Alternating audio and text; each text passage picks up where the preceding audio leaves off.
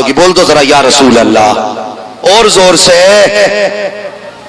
اگر بیٹیوں کا حق کھا کے بیٹھے ہو تو مت بولو, اور دینے کا ارادہ تو سارے بولو یا رسول اللہ. ہم نے دیکھا ہے کہ کبھی لڑکی بالکل سفید ہوتی ہے, لڑکا بالکل کالا ہوتا ہے. کبھی لڑکے کا ایک پیر نہیں اور لڑکی MA BA پاس ہے.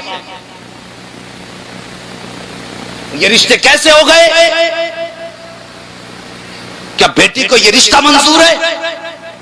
نہیں پوچھتے ہم بیٹی سے. جانتے ہیں خدا کی قسم جب تم رشتہ کر کے آتے ہو نا تو کبھی بیٹی یہ نہیں پوچھتی ہے ابا میری زندگی کا فیصلہ کس کے ساتھ کر کے آیا ہے. کہیں کسی شرابی کے ساتھ تو میرا نام جوڑ کے نہیں آ گیا ہے, کہیں کسی جواری کے ساتھ تو میرا نام نہیں جوڑ دیا ہے, اور جس کے ساتھ رشتہ کیا ہے بتا تو صحیح کہیں وہ جوئے تو نہیں کھیلتا ہے, کہیں وہ سٹا تو نہیں لگاتا ہے, کہیں وہ شراب تو نہیں پیتا ہے, کہیں وہ عیاشی تو نہیں کرتا ہے. بیٹی کچھ نہیں پوچھتی, گردن جھکا کے بیٹھ جاتی ہے. اور یار پوچھو اس بیٹی سے جا کے جس کا ہاتھ کسی اپاہج کے ہاتھ میں دے دیا جاتا ہے, اور بیٹی اف نہیں کرتی ہے. جس کا ہاتھ شرابی کے ہاتھ میں دے دیا جاتا ہے بیٹی اف نہیں کرتی ہے. بیٹی کو بہت سمجھنے کے بعد جس کو اپاہج کی گود میں ڈال دیا جاتا ہے بیٹی کچھ نہیں کہتی ہے. جانتے ہو کبھی بیٹی سے پوچھو بتا تیری بھی مرضی ہے کہ نہیں, تو کیا چاہتی ہے, تو بیٹی بھی جواب دے گی میرا بھی جی چاہتا تھا کہ میرا ہمسفر میری طرح ہو, میرے زندگی کا ساتھی میری پسند کا ہو, لیکن جس سے میرے باپ نے میرا رشتہ طے کر دیا ہے اب اسی کے ساتھ زندگی گزارنی ہے.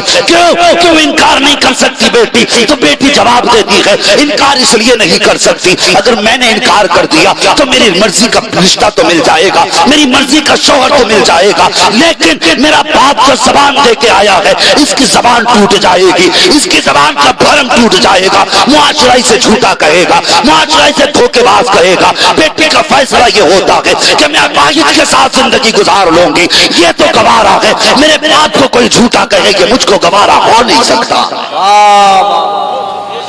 بہت خوب. یہ بیٹی ہوتی ہے اور تم نے ان کی زندگی کے فیصلے کر دیے. کبھی تم نے ان سے پوچھا کہ میں نے تیرا فلاں کے ساتھ رشتہ کیا, تیری کیا مرضی ہے؟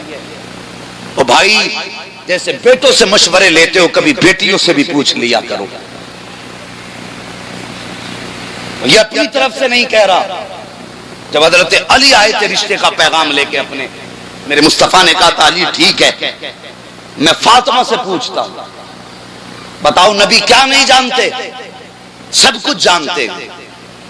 اور یہ جب حضور نے قدم بڑھایا جبریل آ گئے. حضور رب فرماتا فاطمہ کے لیے علی سے بہتر زمین پہ کوئی لڑکا ہو ہی نہیں سکتا ہے.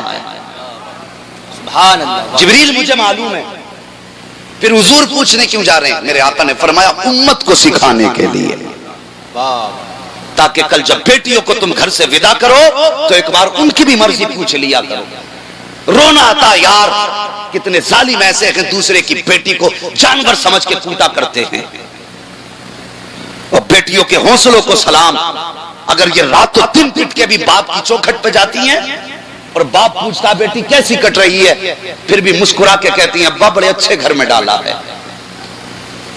اپنے شوہر کی برائی نہیں کرتی. جانتے ہو کیوں؟ اس لیے کہ کہیں باپ کو اپنے فیصلے پر شرمندگی نہ ہو جائے. پٹتی ہیں, گالیاں کھاتی ہے, کبھی یہ نہیں بتاتی بابا روز مجھے روٹی جوتیوں میں رکھ کے ملا کرتی ہے. ٹھوکروں میں کھانا ملتا ہے پھر بھی کہتی ہیں ابا عزت سے کھانا مل رہا ہے. اور یار یہ بیٹی ہوتی ہے کبھی فرصت مل جایا کرے اپنے عیش سے تو کبھی بیٹی کے گھر جا کے بیٹھ جایا کرے, کبھی اس کے بھی حال دل کو پوچھ لیا کر.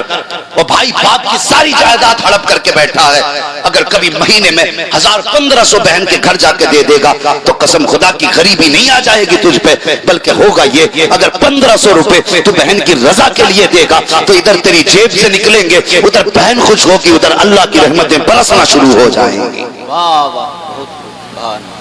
عزت کیا کرو بہنوں کی, عزت کیا کرو ان رشتوں کی. جتنے اس جلسے میں آ کے بیٹھے ہو عرس مفتی اعظم میں آج عہد کر کے اٹھنا. ہم آج اس عرس مقدس سے یہ پیغام لے کے جا رہے ہیں نہ تو اپنی بیٹی کا حق ماریں گے نہ دوسرے کی بیٹی کا حق ماریں گے. یہ بہت زیادہ ضروری ہے, میری بات یاد رکھنا. عجیب اس سے سامنے نہیں آتے. سوچو وہ کیا کسی جنازے کی کہانی ہے, کسی کا جنازہ آیا جنازہ گاہ میں نماز کے لیے، ہے بھی 5-10 منٹ میرے لیے؟ ہاں بس توجہ کریں ذرا، بول دیں یا رسول اللہ۔ یا وہ رسول جنازہ گاہ میں کسی کا جنازہ آیا، ایک شخص آگے بڑھا، کہنے لگا نماز نہیں ہونے دوں گا۔ کہا کیوں؟ کہا اس مرنے والے پہ میرا قرضہ ہے۔ تو جتنے وارث تھے اگلی سب سے پیچھے کو ہو گئے، بیٹے اگلی سب سے پیچھے ہٹ گئے، کہیں مجھے پیسہ نہ دینا پڑ جائے۔ لوگوں نے کہا نام جنازہ ہونے دے، تیرا پیسہ دلوا۔ کہا نہیں، پہلے پیسہ ہوگا بعد میں اس کی نماز جنازہ ہوگا۔ بات چلتے چلتے گھر تک پہنچ گئی۔ یہ بات اڑتے اڑتے گھر تک پہنچی کہ کوئی شخص ہے جو مرنے والے کی نماز جنازہ نہیں ہونے دے رہا۔ جب یہ بات گھر تک پہنچی، گھر میں اس کی بیٹی موجود تھی، اس نے مکان کی چابی لی، ننگے پیر وہاں آئی دوڑتے ہوئے جہاں باپ کا جنازہ رکھا ہوا تھا۔ اس نے باپ کے چہرے سے کفن ہٹایا، ہٹا کے کہنے لگی بابا مجھے جائیداد نہ دی کوئی بات نہیں، مجھے اپنی میراث میں حصہ نہ دیا کوئی بات نہیں، میں ابھی بابا پریشان نہ ہو، تیری بیٹی موجود ہے۔ ماتا چوم کے بولی دیکھتی ہوں کون تیری جنازے کی نماز نہیں ہونے دیتا ہے۔ پریشان نہ ہونا بابا، ابھی بیٹی موجود ہے۔ یہ کہہ کے اٹھی، آواز دی کہاں ہے جس کا میرے باپ پہ قرضہ تھا؟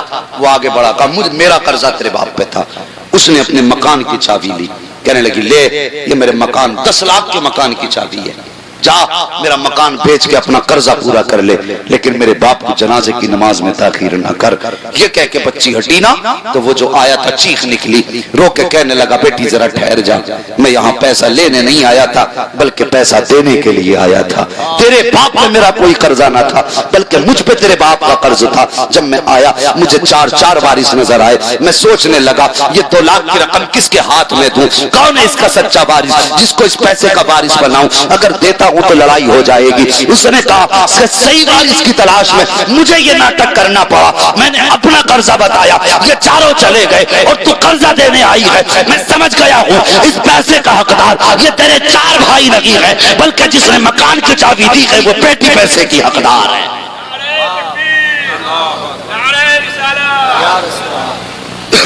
خدا کا واسطہ بیٹیوں کے حق نہ کھایا کرو، بیٹی بیٹی ہوتی ہے، بہن بہن ہوتی ہے۔